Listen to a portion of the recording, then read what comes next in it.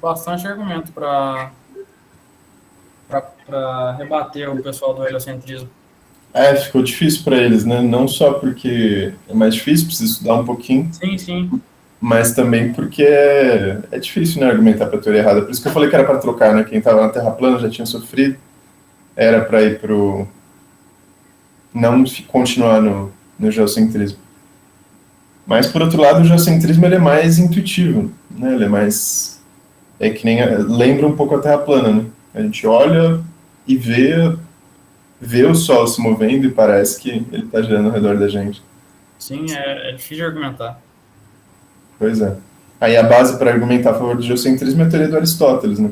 Aí eu vi que teve alguns alunos, pelo menos, que já entregaram e estudaram um pouquinho da teoria aristotélica, né?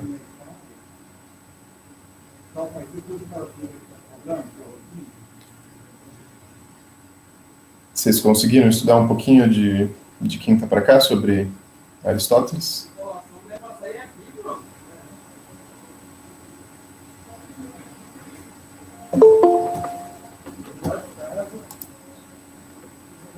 Ou pelo menos deu para entender o que eu falei no debate sobre Aristóteles? Dos elementos, do lugar natural?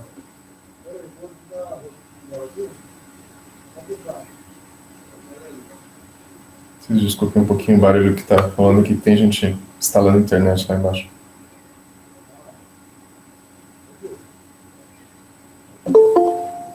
E aí, gente, vocês me responderam. Vocês entenderam sobre a visão do Aristóteles, do geocentrismo, com um pouquinho do que eu expliquei no debate? Sim ou não?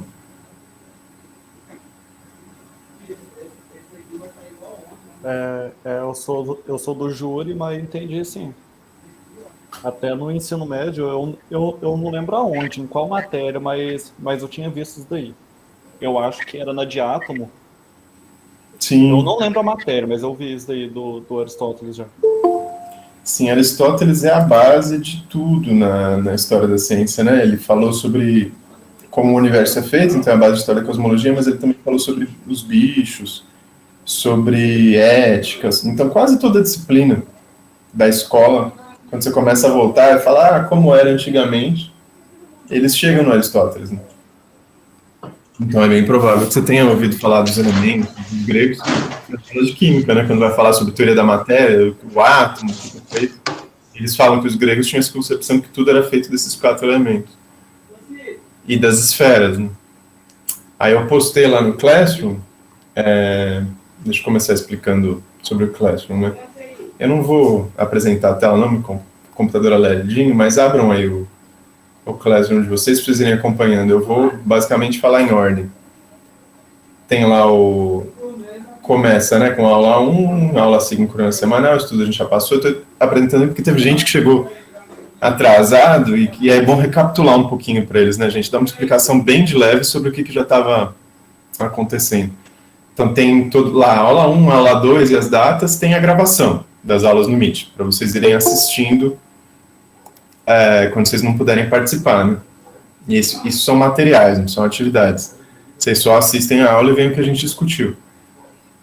Aí tem o plano de ensino, é importante ler o plano de ensino, com calma, principalmente quem chegou depois, e ver as notas, como que é as notas e os pesos. Se tiver qualquer dúvida, pode me chamar. Aí tem o primeiro tópico, que é educação em astronomia, tem materiais que são extras, que ficou para todo mundo estudar, tipo erros comuns em livros didáticos, era um extra. Aí tem aula 2, tem as atividades, questionário de recepção, todo mundo, quem chegou aí, né, tem que responder o questionário de recepção, e depois que você termina, você tem que clicar em entregar. E aí depois, para eu corrigir, eu clico em devolver. Aí aparece devolvido para você. Principalmente o pessoal novo que está por aí, vocês querem se apresentar, dar um oi para a gente e dizer se vocês estão com alguma dificuldade nessa coisa de entregar a tarefa e essa coisa de devolver, o Classroom, questões mais básicas. Quem aí que está na aula pela primeira vez? Ninguém? Novos alunos não estão aqui. A Vitória, acho que é aluna nova, né? Mas você já estava quinta, né, Vitória? Quem mais entrou depois? Luana não tá aí, né? Ah, sim. Vitória, você já assistiu quantas aulas? 3? Ou 2? Digo, síncrono, né? Você estava na aula junto com a gente.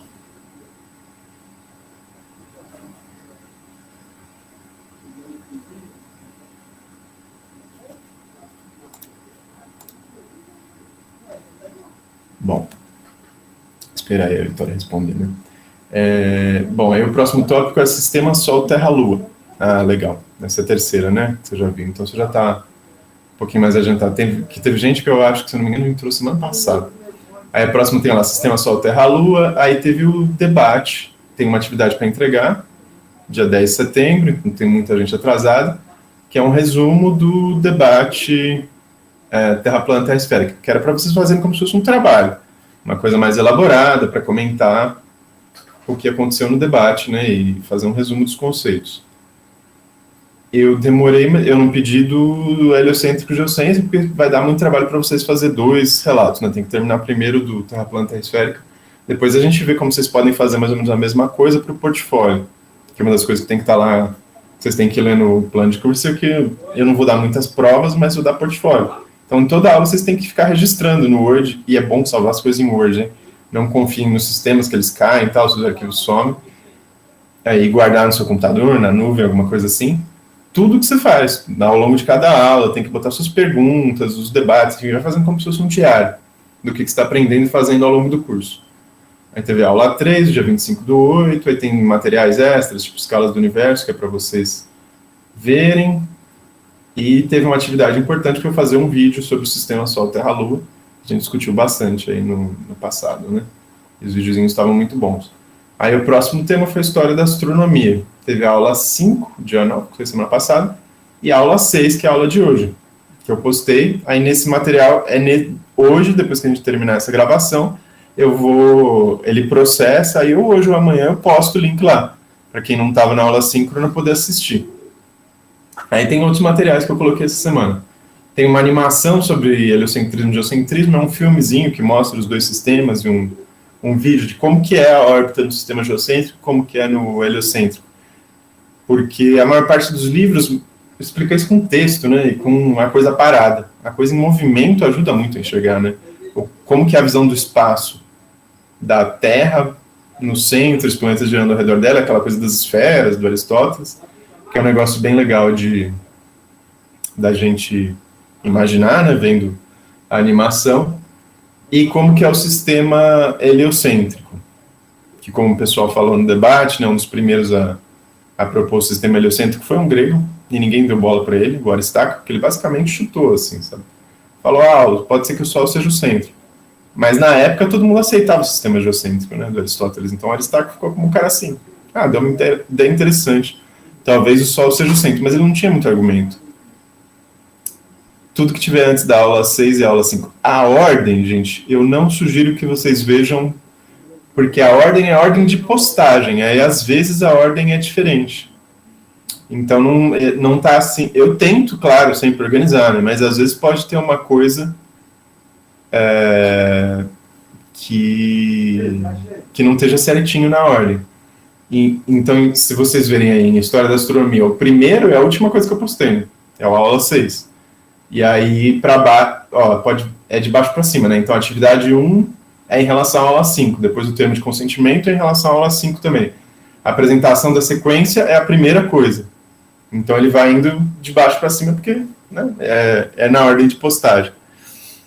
Aí, a apresentação da sequência mostra as 4 próximas aulas que a gente tem. A aula da semana passada, que foi o debate, foi a atividade 1.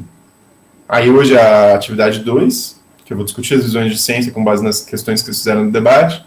Semana que vem tem a atividade 3, que é sobre Galileu, aí já vai para o próximo tópico, né? Tudo que está no tópico Galileu não é para vocês fazerem ainda. A gente ainda vai discutir, eu vou explicar tal, não é para... Eu só postei. Na aula de hoje eu vou explicar o que vocês têm que ler para a aula da semana que vem, que a gente entra na aula 7, né, do dia 28/9, e a atividade 3, que é uma atividade com data de entrega para outubro, que é para vocês começarem a fazer. Bom, o Felipe perguntou se o portfólio tem que ter 15 folhas. Não tem que ter 15 folhas. Tem aula que às vezes você pode escrever uma linha, dependendo. Se a aula for ruim, né? Você fala só, essa aula teve isso e tal, e eu não aprendi nada nela. Mas espero que não, né? Espero que toda aula você consiga escrever um pouquinho mais do que uma linha e tenha aprendido alguma coisa, tenha suscitado dúvidas. Se você não prestar atenção no que eu estou falando e ficar jogando videogame enquanto eu estou falando aqui, você não vai ter muito o que escrever, né? Agora, quanto mais rica a aula for, mais coisas interessantes você tiver para falar, pode ser que você consiga escrever até mais do que uma folha por aula, né? Mas também não pode ficar enchendo linguiça, né? Se você escrever um negócio gigantesco, eu simplesmente vou ficar com preguiça e não vou ler direito. Eu vou ver que você está me enrolando.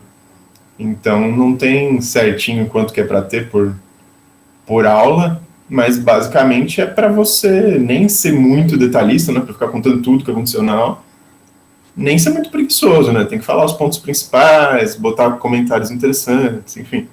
Fazer portfólio é uma arte, né? Não tem muita regra. Tem portfólios muito legais, tem portfólios muito sem graça, muito chatos de ler. Vai aí de vocês com o tempo lendo portfólios, conversando comigo, falando, pode me mandar para mim o link, falar para você dar uma olhada, o que você está achando e tal. Aí eu posso ir dando umas dicas no meio do caminho. Mais alguma pergunta sobre essa recapitulação básica? Bom, então antes de eu começar com as questões, hoje eu vou basicamente apresentar para vocês as questões da atividade 2, né? Eu vou dar um tempinho, então, para quem quiser, é opcional, principalmente quem faltou, falar alguma coisa sobre o debate a mais, pode dar um argumento a mais, pode comentar o que achou, enfim, um tempo livre aí para a gente rediscutir o que foi o debate heliocentrismo e geocentrismo.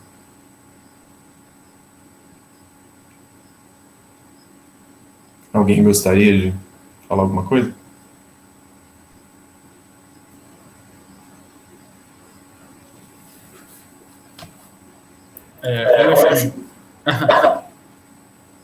Pode falar. Alguém lá no debate lá citou sobre a Bíblia na época. Eu achei que o pessoal do geocentrismo poderia ter citado bastante sobre isso, porque acho que eles viam mais o geocentrismo, mas assim, entre aspas, com medo da visão do cristianismo na época. Então, teria bastante argumentos sobre isso no debate. Eu acho que essa é uma saída que teria deixado bem interessante o debate. É uma saída boa. Nos debates históricos é importante a gente se ater ao contexto da época, né? Então, essa é uma ideia boa, porque esse debate podia ser assim, trivial se valesse qualquer coisa, né? Se pudesse falar, não, o astronauta, quando estava lá do foguete, ele conseguiu ver que a Terra é redonda e que ela gira. E se ele botar uma filmadora, ele vê que o Sol está girando ao redor, quer dizer, não é o Sol que gira ao redor da Terra, que é o contrário, né? Mas não vale esse tipo de argumento, né? É para ser um argumento contextualizado historicamente. Então, o pessoal do geocentrismo... é verdade, a Vitória falou isso. O pessoal citou de leve. Mas aí, assim, se vocês tivessem tempo para se preparar, né, o debate fosse um debate mais aprofundado, seria interessante o pessoal do geocentrismo, além de estudar o Aristóteles, que era a base dos geocentristas, estudar um pouquinho sobre o que é verdade que a Bíblia diz que a Terra tem que estar no centro? Por quê, né? E um pouquinho além do senso comum. Por quê? Porque quase sempre as histórias do que a gente sabe sobre a Idade Média, sobre como que era essa coisa do geocentrismo, elas são erradas. Elas são contadas pelos vencedores. Em geral, quando você conta a história contada pelo vencedor, ele deturpou a posição do perdedor. Então, a gente vai ver um pouco isso, né? Porque essa aula é sobre história da astronomia, a gente vai aprofundar um pouco o caso do Galileu. Vocês vão ver que a maior parte das obras que não é escrita com cuidado de um historiador, um cara sério, um cara que realmente entende do que ele está falando, ele está falando sobre como que era a visão na Idade Média sobre o geocentrismo, ele vai escrever uma caricatura, sabe? Ele vai fazer parecer que os aristotélicos e os religiosos eram muito atrasados, muito burros, que eles não entendiam nada, e que o Galileu, o Copérnico e os heliocentristas eram, sabe, gênios, à frente do tempo deles, que nunca erram, caras fantásticos, assim, muito inteligentes. Não que isso seja um absurdo, né, que não seja verdade, mas é uma história bem deturpada. os estudiosos aristotélicos que debateram com Galileu, a gente vai ver, eles eram muito inteligentes, muito bem embasados, e eles tinham bons argumentos na época. E aí o pessoal do geocentrismo podia se inspirar nesse tipo de obra, né? Que mostra como fazia sentido, na época do Galileu, defender o geocentrismo. O Galileu era geocentrista, até começar a estudar as coisas com o telescópio dele, né? Ele estudou na Universidade de Física Aristotélica. O aristotelismo não era coisa do senso comum, era uma disciplina acadêmica. E o Galileu era religioso, quase todos os cientistas eram religiosos na época, né? A igreja tinha um papel muito forte. Então, realmente, essa questão de entrar no como que era a história do geocentrismo na época daria um pouquinho mais de trabalho, né? Eu não esperava que todo mundo fizesse isso, mas sem dúvida seria uma saída interessante. Dá para fazer um debate assim super mais rigoroso e difícil de refutar se o geocentrista vem com base, né, com estudo. E argumentar como as pessoas na Idade Média que não concordavam com Galileu e Copérnico argumentavam. Mas é verdade, a Vitória citou, eles falaram por cima, né? E é um argumento pertinente, eu gostei. Eu não lembro onde eu ouvi isso, mas, assim, com relação ao geocentrismo, os geocentristas, eles achavam que a Terra era no centro, justamente pela criação divina de Deus. Aí começou os heliocentristas aparecerem lá, e os geocentristas começaram a querer enforcar todo mundo, que era o contrário dessa história. Agora eu não lembro se tem verdade nessa história que eu ouvi. Essa história que você contou, a gente vai ver, a gente vai estudar bastante aí na época do Galileu. Em geral, tem traços daquela visão positivista que a gente estava discutindo lá na disciplina com Jefferson, né? O que a história positivista faz? Ela geralmente tenta... A moral da história positivista é que a ciência melhora sempre a vida das pessoas, e que o cientista bom é um cientista neutro, imparcial, objetivo. Então, o positivista, que é uma corrente filosófica, né, que era muito forte até o século XIX, ele vai contar essa história do Galileu, falando que o Galileu fez experimentos, que ele foi rigoroso, ele apontou o telescópio, e que ele provou as teorias com base no método científico. Que ele não se deixou levar pelas concepções pessoais dele, pelas crenças, por questões religiosas. Que o cientista ele tem que ser imparcial e objetivo. E que os aristotélicos, os religiosos, não, eles eram atrasados, eles se deixavam levar pelas emoções, pelas crenças, e isso atrapalhou eles, por isso que eles chegaram na teoria errada e o Galileu na teoria certa. Mas como a gente vai ver melhor, estudando o caso do Galileu, essa história não se sustenta. Quando você olha os documentos, a gente vê que isso aí foi uma forçação de barra forte que os historiadores positivistas fizeram para vender o Galileu como um cara, um herói, né? Mas o Galileu não foi neutro, não foi imparcial, não foi objetivo, ele não provou nada. A teoria dele, na época, era cheia de problemas.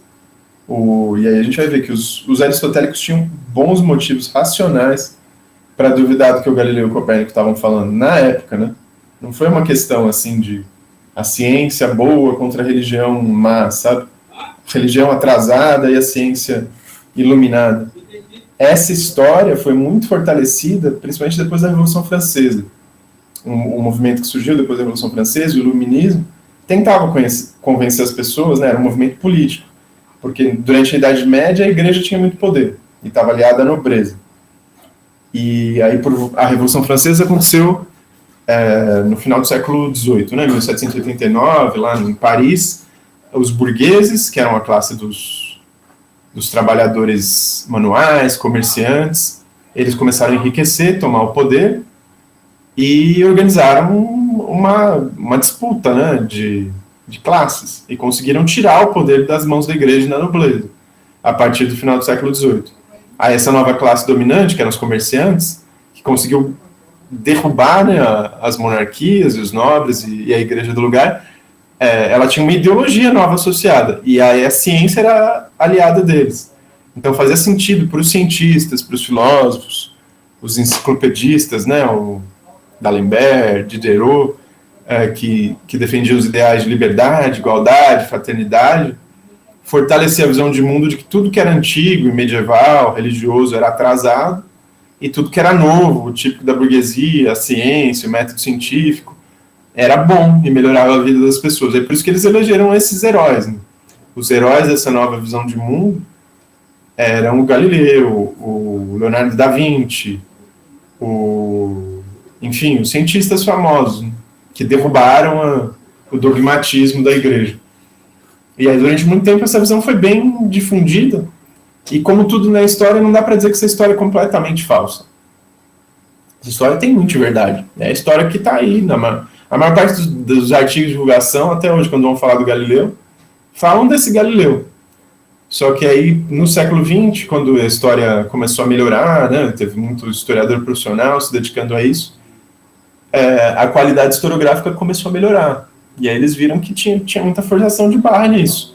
Então, Galileu, Copérnico, Tycho Brahe, que foram todos importantes, foram.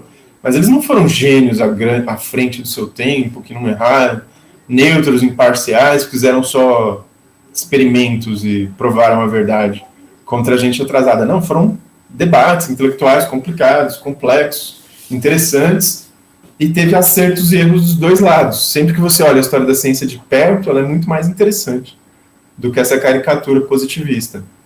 E é um pouco disso que a gente vai ver. A maior parte dos autores que a gente citou lá na aula do Jefferson, né, que falam de filosofia da ciência, e que contribuíram para a gente acabar com essa visão que no texto que vocês leram era aquela visão positivista, né, empírico-indutivista, a visão atrasada de ciência, e aí começou a fortalecer uma nova visão, que é a visão construtivista, a ideia de ciência como construção humana. Alguns dos principais autores estudaram muito esse episódio que a gente está estudando, a Revolução Copernicana.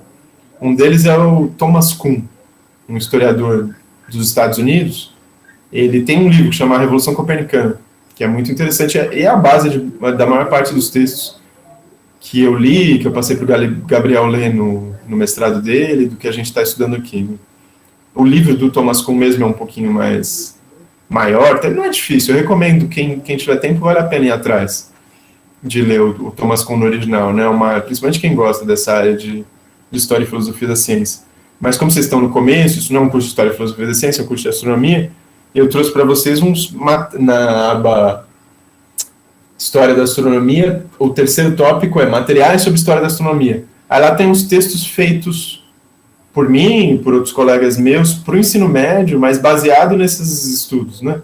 Como o do Thomas Kuhn, que mostram basicamente que a ciência é uma construção humana complicada. E quando você olha esse episódio, não faz sentido dizer que o Aristóteles e os geocentristas eram atrasados. O Thomas Kuhn relata que fez doutorado em física, depois ele começou a trabalhar com história da física e começou a estudar mais a fundo a Grécia Antiga, o que o Aristóteles fez, e ele percebeu que estavam enganando ele a vida toda dele quando falavam sobre Aristóteles. Sempre quando se fala sobre Aristóteles, parece que é, sabe, um cara atrasado, que falou umas besteiras, aí veio alguém, corrigiu o que ele fez e chegou na verdade.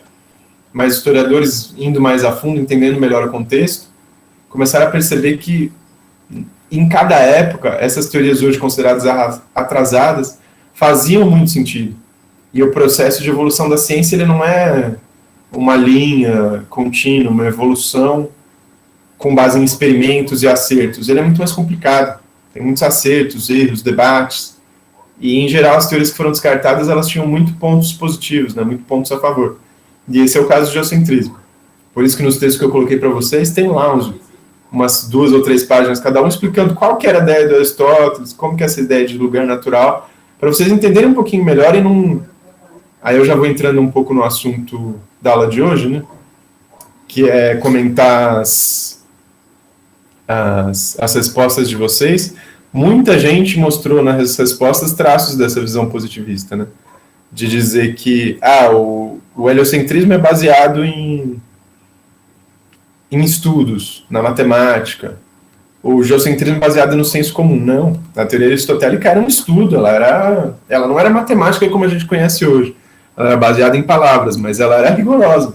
Ela era muito aceita, ela era ensinada nas universidades, né? O Galileu teve que estudar a física aristotélica para fazer o modelo dele heliocêntrico. Foi baseado na física aristotélica, né? O Copérnico também.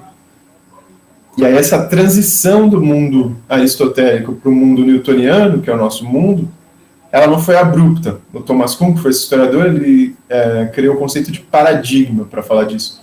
Paradigma é meio que o conjunto de umas teorias que são vigentes numa época, os métodos.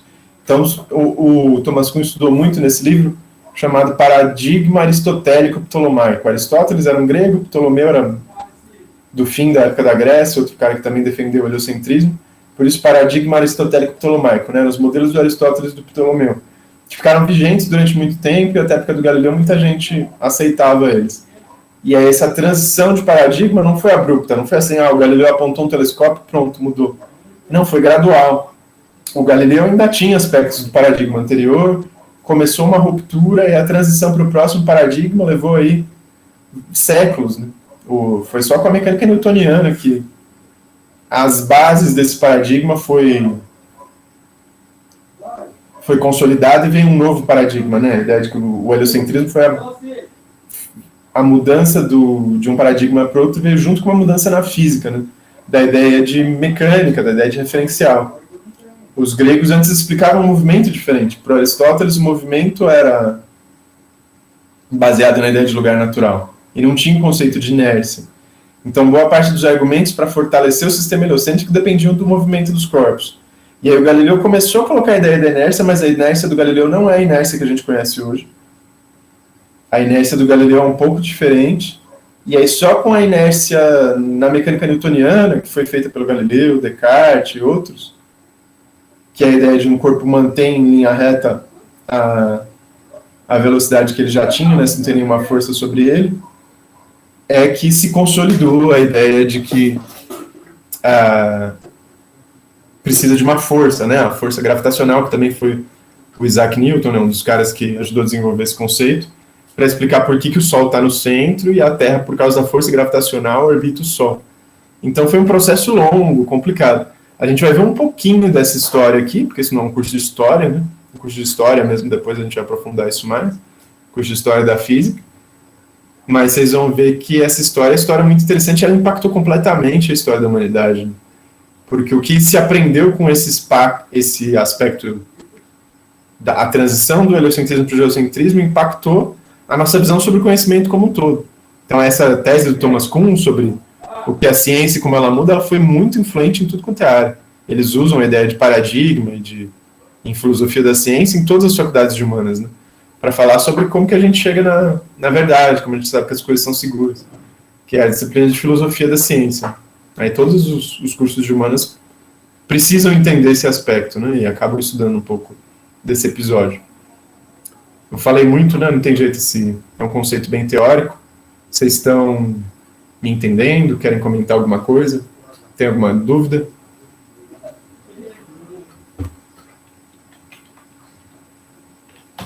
Não? Tá tranquilo? Então deixa eu apresentar para vocês para a gente ir conversando as perguntas, né, que a gente tem que discutir do formulário 2. Alguém tem algum problema de eu mostrar na minha tela as respostas de vocês e ir comentando as respostas como exemplos? Ou vocês preferem que eu não faça isso? Por mim, tô tranquilo. Por mim, tudo bem. Alguém tem algo contra sua resposta aparecer? Eu não selecionei a resposta de ninguém para aparecer. Eu vou clicar lá na hora e comentar. Mas não teve ninguém que escreveu nenhum absurdo. Acho que ninguém precisa ter vergonha, né? Tudo bem, gente? Alguém? Algo contra? Tudo bem? Tudo bem? Então tá. Então deixa eu apresentar minha tela. Uma janela. Enquanto isso, se alguém quiser falar mais alguma coisa aí do debate, fica à vontade.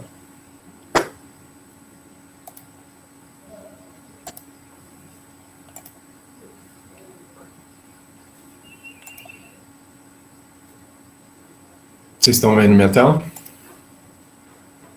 Agora estamos. Tá. Então, olha lá. Sistema Sol, Terra, Lua, História da Astronomia. Na aula 6 a gente vai discutir Aí eu vou botar o link aqui, né? Essa animação do heliocentrismo e geocentrismo para vocês assistirem depois e verem a animação dos dois. Materiais sobre história da astronomia que eu estava falando, né? Tem umas apostilas aí. E aí elas têm aí cada uma... Essa aqui vai ter uma folha sobre o geocentrismo, é bem curtinha. A do CCD deve ter umas 2 folhas, ela é um pouco melhor. É bem feita essa parte do geocentrismo na do CCD. E o Harvard, já tem um capítulo inteiro sobre Aristóteles, é o mais completo, para vocês estudarem mais sobre essa história. Bom, aula 5 aqui tem o link, né, da gravação do debate de quinta. E essa era a atividade que era para ter feito, e aí eu tenho 12 já com nota, né? Então vamos começar por ela. Discutindo as questões das respostas que vocês deram. Bom, aqui está como se eu fosse responder, né? A turma, tal, sabemos que tanto o heliocentrismo quanto o geocentrismo têm fortes argumentos em sua defesa. Como um se sobressai sobre o outro? Alguém quer comentar livremente sobre isso? A minha resposta eu coloquei sobre como o heliocentrismo tem uma base mais matemática, mais exata. Mas igual você já comentou antes, não é muito certo isso. O geocentrismo realmente... Na Grécia Antiga se fazia ciência rigorosa, mas sem matemática. Então você não está totalmente errado, sabe? É verdade que na época do Galileu é que começou a se firmar uma nova visão sobre a física e se começou a fazer previsões mais matemáticas, mais precisas. Mas não é bem isso, né? Não é só por causa da matemática que o heliocentrismo é melhor. Na época do Newton, né, ele começou a inventar e usar o cálculo derivado, integral e tal, e isso ajudou a consolidar a física como uma disciplina matemática e explicar as forças, o trabalho, todos os conceitos físicos com base nessa visão matemática, né, que embasa o heliocentrismo. Era um processo. Então, o que você falou, assim, não está errado, mas é um pouco incompleto, né? É um pouco injusto com o geocentrismo. Já teve outras respostas que caíram numa visão bem ingênua, do tipo, o heliocentrismo é provado por experimento, o geocentrismo não. O geocentrismo é senso comum. Isso é a visão positivista, né? Bem ingênuo. Aí tá errado, não é isso não. Tem nada de provado, né? Mas, assim, uma visão que defende que a ciência progride, que ela evolui, não tá errado dizer que o heliocentrismo é melhor que o geocentrismo no sentido de que ele é mais bem argumentado, ele acumulou mais evidências, ele é baseado em mais experimentos. Porque ele veio depois, né? Mas o geocentrismo também tinha experimentos, também tinha argumentos, né? Ele não era baseado só no senso comum. O Aristóteles via que se você jogar uma pedra, ela cai na base da torre, por exemplo. E explicava isso. Então tinha um experimento que dava para ele fazer na época. E com base nesse experimento, ele criou a teoria dele que era quantitativa. Né? E ele explicava tudo. Até a época do telescópio do Galileu. Aí, com o telescópio do Galileu, começaram a surgir as primeiras observações que botavam buracos aí no castelo do paradigma aristotélico ptolomaico. Né? Começava a ficar difícil, porque no sistema aristotélico, por exemplo, do argumento das manchas solares, tudo tinha que ser redondo e perfeito, e feito de éter, girar em círculos perfeitos ao redor do centro. Aí você tem um corpo que não é redondo e perfeito, que tem buracos, que tem manchas, tipo a Lua ou o Sol, já começa a botar não é assim uma porretada, não acabou com o argumento dos aristotélicos, mas começa a ficar, peraí, tem umas coisas que não são perfeitas e redondas. Então não tá legal essa ideia aí do Aristóteles de que todos os corpos são redondos e perfeitos e se movem em círculos perfeitos ao redor do centro. Aí vai acumulando argumento contra. Deu para entender? Deu sim. Bom, aí sobre o argumento de uma pedra sendo jogada da torre era usada pelos defensores do geocentrismo para argumentar que a Terra não pode se mover. Esse argumento, ele parece simples, mas vale a pena ler nos textos que eu indiquei lá para vocês verem como que ele é mais... É um argumento bem sofisticado, né, esse argumento da pedra. Tem um filósofo que a gente vai estudar um pouquinho mais para frente, falando sobre o Galileu, que é o Paul Feyerabend, escreveu assim, trechos inteiros de livros baseados nesse argumento da torre. É um argumento muito sensato, um argumento bom a favor do... usando a física aristotélica, né? A favor do geocentrismo. Eu até falei, sugeri o pessoal do geocentrismo para vocês fazerem a conta, né? Não é uma conta difícil de fazer. Num dos materiais que tem lá para vocês, o Discutindo Astronomia está como exercício essa conta. Que é basicamente você calcular, você sabe a velocidade de rotação da Terra, e se você usar as equações cinemáticas, você sabe o tempo que uma pedra leva para cair da torre até a base, quanto que a Terra teria se movido, girado, né? Que distância que ia cair do pé da torre a pedra, se fosse verdade, né? Com essa continha quantitativa, você melhora o argumento a favor do Aristóteles, né? Então, basicamente essa ideia, né? Você soltou a pedra, ela devia cair em direção ao centro da Terra, mas o centro da Terra, se a Terra girar, ele já não está mais no mesmo lugar, então a pedra devia cair longe da base. Né? Esse argumento é super inteligente e devia. Seria verdade se não existisse a inércia, né? A inércia do Galileu, que Galileu, a partir das mesmas observações, com o mesmo experimento, ele torceu argumentos aristotélicos e chegou na visão de que não, que na verdade o Galileu introduziu aí uma inércia para a pedra girando ao redor do centro da Terra. Então a inércia do Galileu é uma inércia circular. Diz que um corpo que está girando ao redor do centro da Terra tende a continuar girando.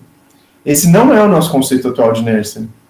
Nosso conceito atual de inércia, a inércia acontece em linha reta. Não existe isso de inércia circular. Então dá para dizer que o Galileu usou um argumento hoje considerado errado, mas que na época fazia sentido, né? Foi um dos momentos em que o Galileu contribuiu para esse novo conceito, que é o conceito de inércia, né? Mas a ideia de inércia dele não era inércia em linha reta. Foi com base nas ideias do Galileu que o Descartes, o Newton e outros chegaram no conceito que a gente aceita hoje, né? De que, na verdade, o corpo tende a manter a velocidade vetorial que ele já tinha, né? Então, a pedra que está lá girando, ela tende a manter o movimento que ela tinha. Mas se for por inércia, a tendência dela seria, se ela não tivesse nenhuma força atuando sobre ela, seria ela se manter em linha reta, não andar em círculos. Na verdade, a pedra anda em círculos por causa da força da gravidade, né, que está atuando também. E da força da mão que está segurando ela. A pedra está em órbita, né, ao redor do centro da Terra, junto com tudo que está na Terra. Na época do Galileu não tinha ideia de força gravitacional voltada para o centro. Foi o Newton, né, que nasceu no ano que o Galileu morreu, que desenvolveu a teoria da gravidade e pôde dar uma nova visão.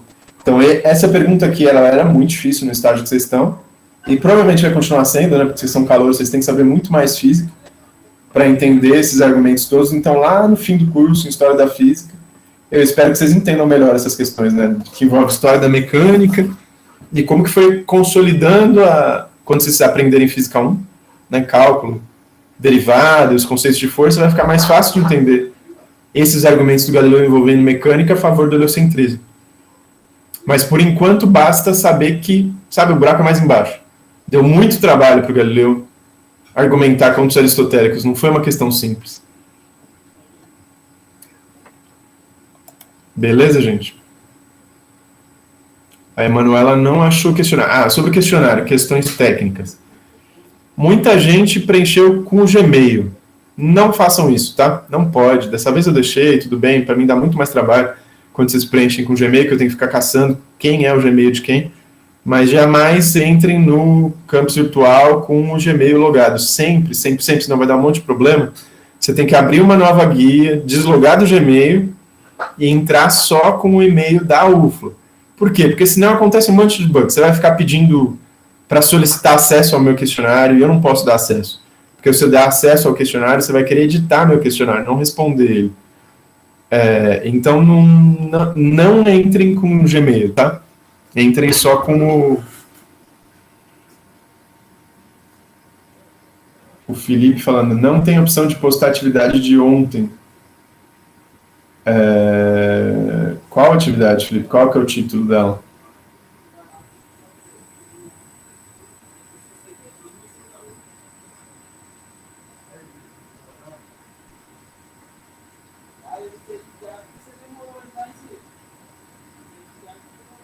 Bom, em geral... Ontem não teve atividade, teve? Eu não tô sabendo o que o Felipe tá falando, não. A última atividade que eu postei... Ah, não, talvez seja uma atividade que eu coloquei ontem, mas que não era para fazer. Todas as que estão de Galileu para frente não é para fazer ainda, não precisa postar.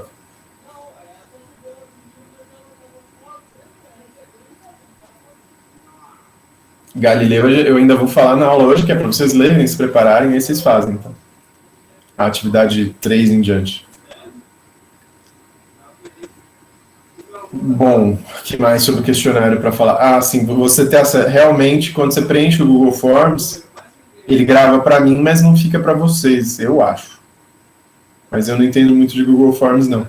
Aí eu recomendo sempre que vocês forem fazer um Google Forms, por via das dúvidas, vale a pena salvar as respostas no Word. Inclusive, fica mais fácil para mim corrigir. Quando tem Google Forms, se vocês copiarem todas as respostas do Google Forms no Word e anexar como documento do Word, facilita a minha vida. Não é obrigatório, né, mas é mais seguro para vocês também. Mas eu tenho acesso às respostas de vocês.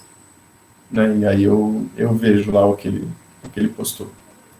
Aí se alguém tiver alguma curiosidade específica de alguma resposta que queira, que perdeu, né, que mandou e não tem acesso mais, eu posso mandar para vocês de volta. Tá bom, Emanuel?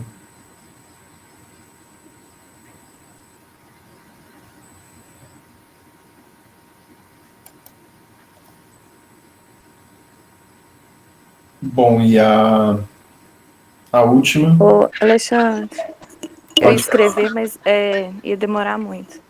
Se você puder mandar para mim, por favor, para me pôr no portfólio. Tá bom. E o negócio do e-mail, eu já corrigi aqui já. Eu sempre entro com da UFLA. Eu acho que você que tem o e-mail adicionado aí ainda. Que às vezes chega no outro, alguma atividade que você manda, mas eu sempre bom, tenho eu esse vou cuidado apagar. de olhar.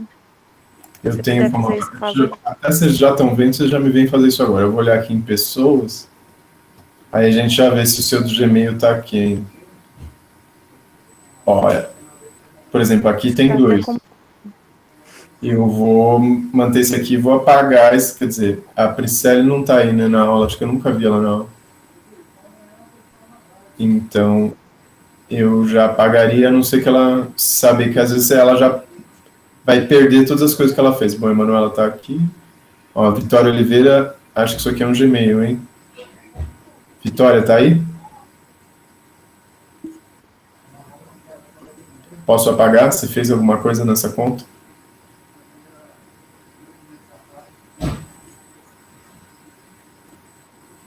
Porque essa é a Vitória Oliveira oficial, né? Tudo isso aqui vai ficar. Vitória, você tá aí? Esse é o Gmail. E aí, posso apagar esses Gmails ou vocês têm alguma coisa neles antes de eu apagar? Se vocês têm alguma coisa, eu não apago. Aí vocês têm que passar de um para o outro e vai ficar só o que não é do Gmail. Alguma hora eu vou apagar. Então toma esse cuidado. Tá, eu não vou apagar agora não, mas assim todo mundo confere aí até amanhã e amanhã eu vou apagar, tá? Então tiram tudo que está no Gmail, que vai ser perdido, e entreguem só no e-mail UF. Bom, então vamos lá para a última questão. Que era, nos tempos antigos os homens eram estúpidos e acreditavam que a Terra era plana e estava no centro do universo. Bom, muita gente acertadamente reclamou dos estúpidos, né? Isso aí era só uma dica de que essa história estava meio exagerada, a gente chutou o balde, né? Estúpidos já é demais. Nem um positivista sério ia chamar os caras de estúpidos. E acreditavam que a Terra era plana e estava no centro do universo. Primeiro, os geocentristas, como Aristóteles, defendiam que a Terra é redonda, né? Isso aqui é forçação de barra. Mas centro do universo, sim. O Aristóteles achava que a Terra era redonda e estava no centro do universo. E tinha um argumento de porque a Terra é redonda. Estudiosos que defendem a Terra plana praticamente não tinham. Só gente muito antiga. Mas depois chegou a ciência que iluminou nossas mentes. Finalmente descobrimos a verdade. Que a Terra gira em torno de si e do Sol e é atraída pela gravidade do Sol. Grandes foram aqueles homens como Copérnico, Galileu e Newton que foram capazes de superar o misticismo e a repressão da igreja no mundo em que viviam e, olhando por cima dos ombros de gigantes, conseguiram chegar à verdade. Comente esse texto. E aí, depois de tudo que eu falei, alguém quer comentar a resposta que deu? Minha resposta foi falando que não é muito certo, porque depende mais da época da pessoa. Porque, por exemplo, hoje em dia, eu usei de exemplo a teoria da relatividade, ela quebrou um pouco das coisas de Newton, das leis de Newton. Aí não tem como você virar e falar que o Newton era estúpido, que não pensou nisso, que na época eles não sabiam, que era idiota. Boa, boa. Essa é uma boa forma de ver. Mas o mesmo que você falou que se aplica para o Newton, se aplica para Aristóteles também, né? Então é o mesmo argumento. O Aristóteles era um cara muito esperto, muito estudioso, passou a vida inteira estudando essas coisas, ele estava longe de ser estúpido. Ele fez a base de quase tudo que a gente sabe em quase todas as disciplinas. Mais até porque naquela época não tinha como ele adivinhar que o Sol era no centro. Igual na época do Newton, não tinha como ele adivinhar a teoria da relatividade. Sim, ele não tinha elementos, né? Levou muito tempo. Aí realmente o Copérnico, o Galileu e o Newton foram gigantes? Pode-se dizer que sim. Mas o problema dessa história de gigantes é que se escolhe 3 ou 4 e se esquece centenas de cientistas que contribuíram também, né? E se for ver, assim, discutir, quem foi mais importante, esses caras foram importantes, mas não foram assim tão mais importantes que outros contemporâneos, que também foram importantes, né? Como Giordano Bruno, todo mundo que contribuiu para a história da mecânica, o Halley, um monte de cara, muita gente que não é assim famosa, né? Porque não estava na hora certa, no lugar certo, mas que também deu contribuições bem relevantes, né? E muita gente, inclusive, da Idade Média, porque a história positivista tendeu a apagar tudo que era medieval e considerar o que é medieval religioso e atrasado, mas boa parte dos estudiosos que contribuiu para essa mudança eram monges religiosos que trabalhavam nos mosteiros na Idade Média, como, por exemplo, Buritan, um cara que estudou muito a mecânica, né, o movimento de projéteis, o conceito de ímpetos, e ele era do século XII, na Idade Média. Então essa foi a história positivista que começou a incentivar. A igreja reprimiu a ciência? Reprimiu, a gente vai ver o caso do Galileu, do julgamento dele, não dá para dizer que não. Então realmente a igreja atrapalhou em alguns aspectos. Mas a história positivista enfatiza demais o botar os religiosos como vilões e não mostra as virtudes na época, né? De muita gente que era ligada à igreja, mas graças ao patrocínio da igreja estudava e contribuiu para o aumento do conhecimento também sobre ciências naturais. Muitos deles achavam que é interessante estudar o que Deus fez com o universo, porque isso é um jeito de aproximar a gente do universo, né? Então tinha muito religioso estudioso nessa época também, e que também contribuiu para a ciência. Então, basicamente, esse texto é um texto positivista, exagerado, que tenta pregar uma pegadinha em vocês, e muita gente caiu. Ele é muito exagerado, e ele tende a fortalecer essa visão da ciência como positivista, e não mostra o processo complicado, os erros, o processo mais complexo, né, que é o que a gente vai ver a partir da aula de hoje, sobre essa questão da ciência como construção humana.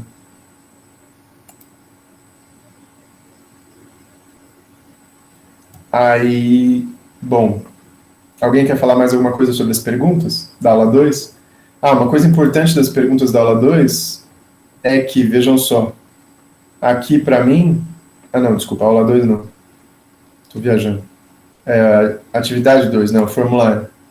Aparece só 2 entregues, e muito mais gente entregou. Aí o que acontece? É porque muitos de vocês não clicaram no entregar, né? Tem só o Gabriel aqui, que eu pedi para ele fazer uma coisa, e depois eu vou dar a nota dele e arrumar, porque o Galileu, na parte do júri, ele falou, sou do júri só. Aí, Gabriel, vai falar mais, né? Não é porque você é do júri que você vai falar só isso. Então você tem que comentar um pouquinho. E a Vitória também, eu falei alguma coisa para ela responder nos comentários. Quando ela responder, eu dei basicamente 100 para todo mundo, praticamente, que fez. A não ser o Rafael, que mandou umas respostinhas muito curtas, muito quase como se não tivesse respondido. Em algumas aí eu dei 75. Mas quando faltou só uma, tá, eu dei a chance, não, pode completar, aí eu dou 100. Que é basicamente nota de participação. Mesmo quem caiu na visão positivista, eu não tirei nota para você cair na ideia do positivismo, porque essa atividade era basicamente para detectar o positivismo e a gente começar a problematizar o positivismo. Agora, essa galera aqui deve ter muita gente que já respondeu. Eu já tenho a resposta deles lá no questionário. Mas eu só vou corrigir quando vocês clicarem em enviar. Aí vai aparecer verdinho aqui para mim. Tá bom? O Bagdones. Pode falar. Como eu respondo essa pergunta que falta? Porque eu não recebi coisa sua falando isso daí, tipo, faltou essa pergunta. Não aparece para você? É porque eu botei como rascunho, né? Não aparece isso aqui? Sou do júri. Portanto, tem a obrigação de comentar as posturas dos dois lados. Não aparece para você isso aqui, não? Para mim, acho que não apareceu, não. Deixa eu conferir aqui de novo. Eu não lembro se teve. Você me responde como comentário. Eu achava que você ia me responder aqui, só. No comentário particular. Não, eu recebi sim. Eu não tinha visto, então. Então e essa avisa por e-mail? Tipo, Alexandre respondeu o negócio? Acho que não, acho que ele não avisa. Ah, tá, é por isso, então. Bom você ter me falado, que aí quando eu comentar, eu aviso também. Né? Uhum, obrigado. Aí, bom, deixa eu voltar. Mais alguma dúvida dessa parte? Então vamos lá para as atividades. Aí depois da atividade 2 que eu comentei com vocês, teve animação, eu vou botar o link da aula aqui. Aí a gente vai entrar no próximo tópico, que é o Galileu, que é a atividade 3. Aula 7, de 28/9. Essa aula... Eita, minha gata quer entrar aqui. Peraí, gente, que eu tô destruindo a porta.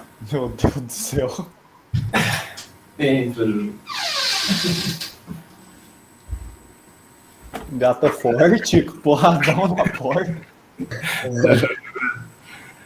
E aí, na aula da atividade 3, a gente vai começar a discutir a figura do cientista e o Galileu. Basicamente, essas visões que eu comentei para vocês, né? A visão positivista do Galileu é uma visão diferente, né? Da ciência como construção humana do Galileu. E então, a gente vai dividir em 2 grandes grupos. Pode ser, para ficar legal, a mesma coisa que a gente fez antes. Metade dos jurados e o pessoal que estava no geocentrismo pode mudar de posição e ler o texto do Galileu, Um Herói, que é meio o texto padrão, né, o texto do vencedor. Então vocês estavam argumentando para a ciência dos perdedores, agora vocês vão para o lado dos vencedores, né, da história. E o contrário, metade do júri, a galera que estava no geocentrismo, pode ler o outro texto, que é o do Galileu, um manipulador de ideias, que vai tentar mostrar sabe, o Galileu não é um herói perseguido, ele é um cara malandro também, ele também tinha umas artimanhas aí e tal. Então são basicamente 2 visões bem diferentes do Galileu. Então o grupo 1 recebe esse trecho tirado de uma peça de teatro, A Vida do Galileu, de Bertolt Brecht. Aliás, eu esqueci de colocar aqui, mas tinha no YouTube uma versão sensacional dessa peça, mas eu acho que saiu do ar. Era só no começo da pandemia, com a Denise Fraga. Essa peça é um texto muito legal de ler, mas tem teatro também, né? Eu já vi atores interpretando ela, é um barato para quem gosta de arte. Né? Então, uma peça de teatro renascentista que propõe uma visão romântica e racionalista do Galileu. Então, ela não dá para... O Brecht, ele viveu no começo do século, né? Então, na época dele, o positivismo era forte. Não dá para dizer que o Brecht é exatamente positivista, sabe? Mas, sem dúvida, essa peça tem traços da visão positivista. Mas, ao mesmo tempo, é uma peça interessante, uma peça rica, né? Ela não é uma peça ingênua. Mas ela exagera o lado do Galileu como herói. Né? Então, em alguns trechos, vocês vão ver que o cientista é tratado com um olhar romântico, do super-herói infalível e o pai do método científico. Esse tipo de obra de arte que fortaleceu essa visão ingênua sobre o Galileu, né? O cara sobre o ombro dos gigantes, que só acertou e que não fez nada de errado. E aí o grupo 2 vai receber uma visão diferente, inspirada na obra do Paul Feyerabend, que é um historiador e filósofo da ciência, que escreveu um livro famoso que chama Contra o Método, que é basicamente argumentando que não existe um método científico, que os cientistas usam vários métodos, que a ciência é muito mais parecida com arte, com poesia, do que com esse método rigoroso, positivista e neutro, né? Que a ciência é uma construção humana. Então ele aborda o Galileu de uma forma completamente diferente e mostra o Galileu fazendo propaganda, truques psicológicos, táticas persuasivas para reforçar os argumentos que ele conta a seu favor. Ele mostra que o telescópio que o Galileu usou na época dele não era muito confiável, tinha vários problemas, e que basicamente o Galileu errou muito. E apesar dos erros deles, ele acabou entrando como um cara neutro, infalível, que sempre acerta, né? Aí, durante a leitura, sugere-se que todo mundo que vai ler faça essas reflexões, né? Quais são as visões acerca da figura do cientista fomentadas pelo texto? Vocês concordam com essas visões? Os grupos, além de refletirem sobre essas questões sobre seu material, preparam uma pequena apresentação deste para o grupo oposto. O objetivo desse conflito de visões vai além da reflexão sobre a figura do cientista. Aqui existe a possibilidade de discutir também como é construído o conhecimento científico. E a gente ainda pode problematizar um pouco como a ciência é contada. Então vocês vão basicamente ler esses textos, aí vocês podem conversar entre si à vontade, podem marcar no WhatsApp, enfim, como vocês quiserem. E na próxima aula não vai ser exatamente um debate do tipo júri simulado, para ver quem ganha e quem perde. É uma conversa. Basicamente, os dois vão apresentar suas visões e a gente vai conversar sobre as visões. Mas não tem isso de júri, não tem ganha nem perde, sabe? É só uma conversa. Isso é para a próxima aula. Vocês já devem fazer um textinho escrito e conversar, mas aí depois da conversa vocês têm mais uma semana para entregar. Porque assim, vocês vão preparar um texto, com base nesse texto vocês vão falar na aula. A gente vai conversar. E vocês podem incorporar no texto de vocês elementos da discussão, melhorar, e aí vocês entregam uma semana depois. Isso é meio como se fosse o trabalho final da unidade. Para você, é o que vai valer mais nota, né? Isso pode incluir algo como o que foi na unidade 2, o relato do debate, né? Que era uma coisa mais elaborada, que entrava aqui. Aqui é isso, né? Vocês têm mais tempo para fazer essa tarefa aqui.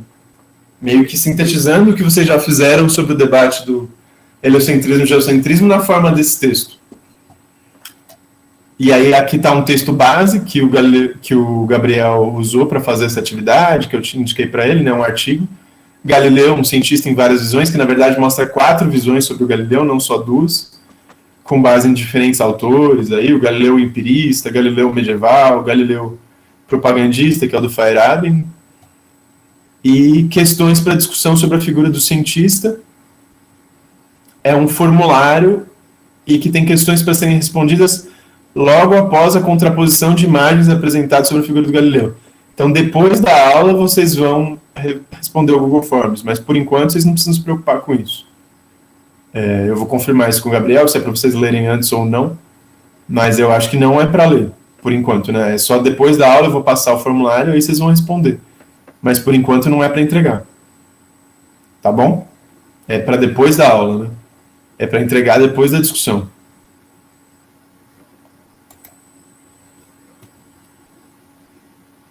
Deu para entender, pessoal? Deu sim. Hugo, a atividade que eu disse que só 2 entregaram, você entregou também. Qual, Hugo? Eles devem que não marcaram como entregue lá no formulário, sabe? Ah, não, tá, aquele que era 2. É que, na verdade, tem 2 que entregaram que eu ainda não dei nota, e por isso continuo com 2 entregues, né? Mas teve mais gente que já entregou e eu já dei nota. Então, esses não tá na contagem, sabe? E também tem muita gente a mais ali que é os duplicados, né? Amanhã eu vou apagar os duplicados, vai ter menos gente em vermelho ali que ainda não entregou, né? Aí é bom de eu puxar a orelha. Tem gente que não entregou nada, que eu acho que, infelizmente, pelo jeito, já deve ter desistido do curso, né? Deixa eu aproveitar e perguntar para vocês, vocês estão vendo esses alunos aí que nunca vieram na aula, nas outras aulas?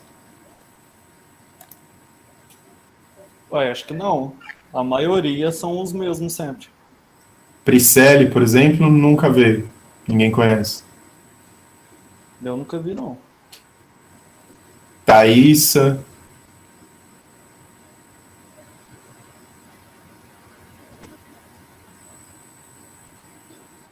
Esse Pedro também. Pedro. Pedro Marcondes. A Brenda entregou algumas. Brenda, você tá aí?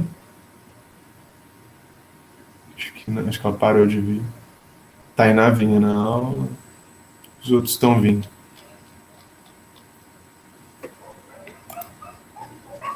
Bom, gente. Pode apagar. Tá. Vou apagar o Gmail da Vitória. Tá bom. E, bom, gente, então é basicamente isso. A gente pode já definir aqui, né, os dois grupos. Dos jurados, a gente tem que dar um jeito de dividir quem fica no grupo do Galileu Herói e quem fica no Galileu Fire. Ou vocês querem mudar tudo, sorteio de uma vez? A gente faz por ordem alfabética. O que vocês acham?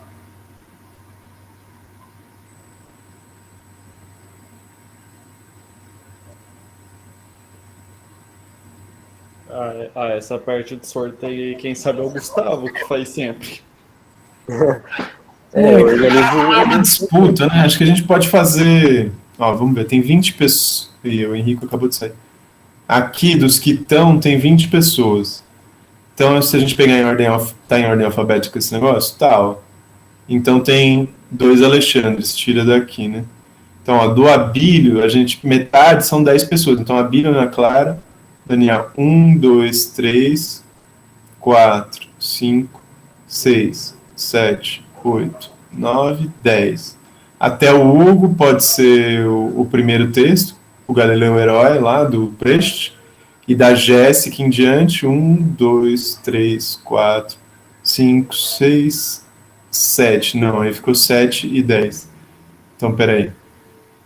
Para ficar 17, né? Tem que ir mais um.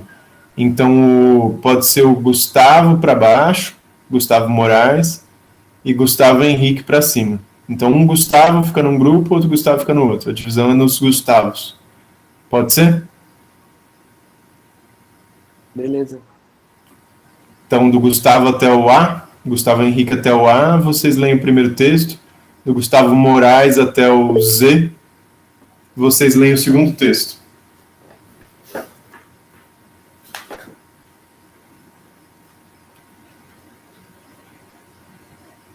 Bom, além disso, o Jefferson postou a atividade do Alexandre Dantas, né? O Alexandre Dantas também é um orientando meu, assim como o Gabriel, né? Que vai investigar aí coisas com vocês sobre o projeto Como Viver Bem em Lavras, ou na cidade que vocês estão. E aí o Jefferson deve postar para vocês um áudio explicando um pouquinho melhor a pergunta que ele colocou lá. Vocês viram isso? Que a gente não teve aula ontem, vai ter aula quinta, e que tem um trabalho para vocês para segunda que vem? Deu para entender o que é para fazer? É para vocês conversarem com os familiares, com as pessoas na cidade de vocês e fazer essa pergunta aberta mesmo, do jeito mais solto. Né? Já chegou o áudio do Jefferson? Não. Explicando? Áudio? O Alexandre Dantas gravou um áudio. Eu já vou... vai postar o áudio, mas eu vou passar para vocês o áudio do Alexandre comentando. Deixa eu adiantar as coisas, né?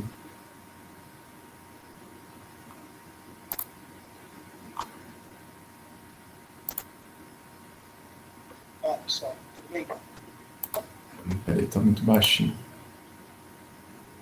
Eu vou ter que passar do celular.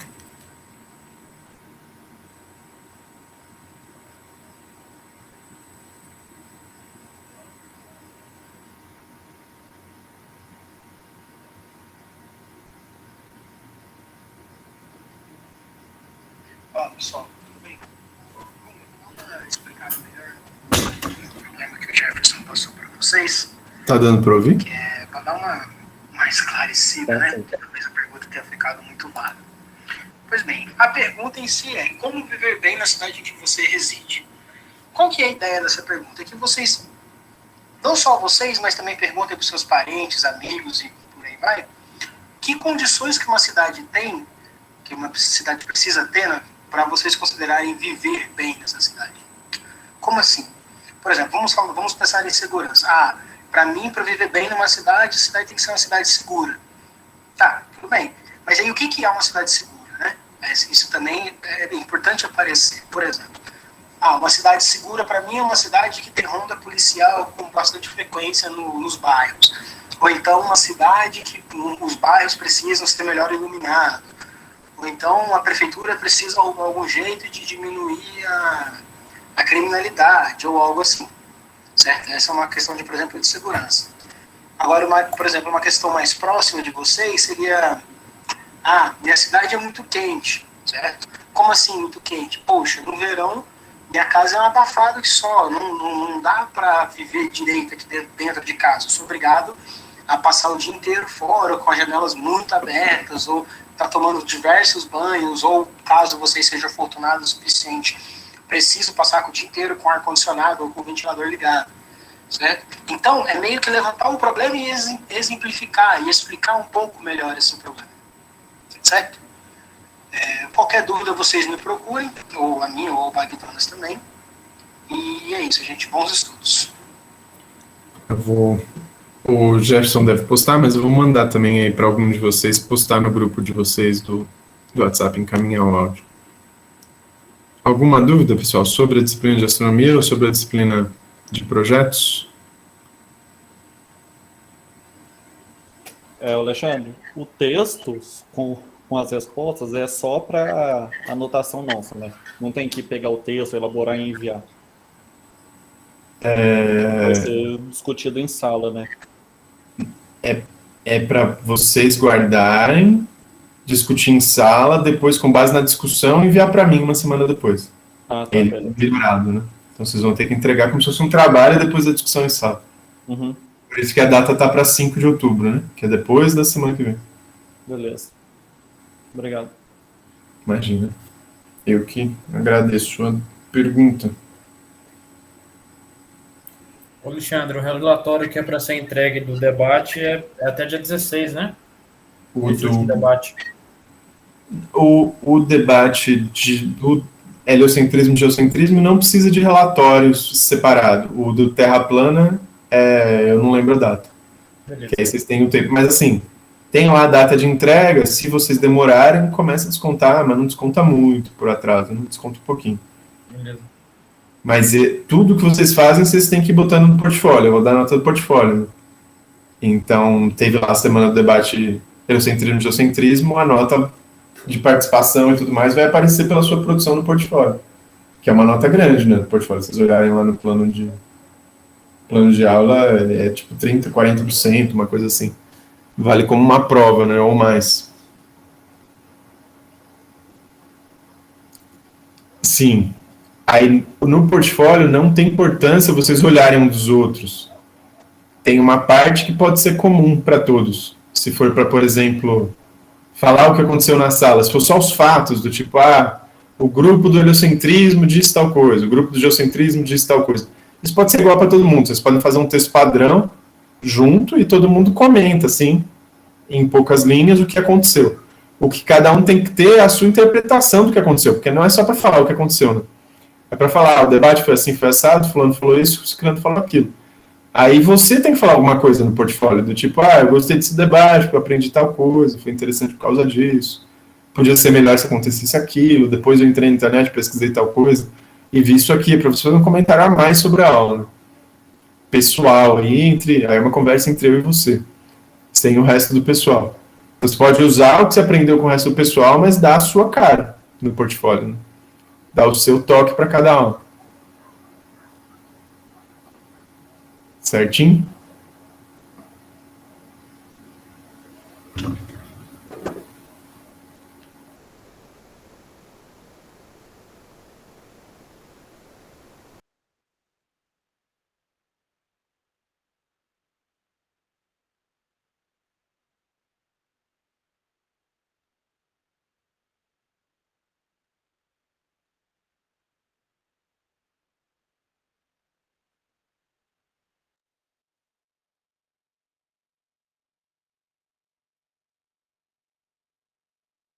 O Alexandre caiu? Eu achei que era a minha.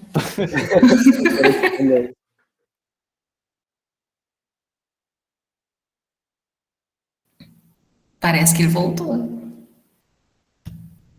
Não. Justo no final da aula. Nossa senhora, tô morrendo de fome pra ir jantar.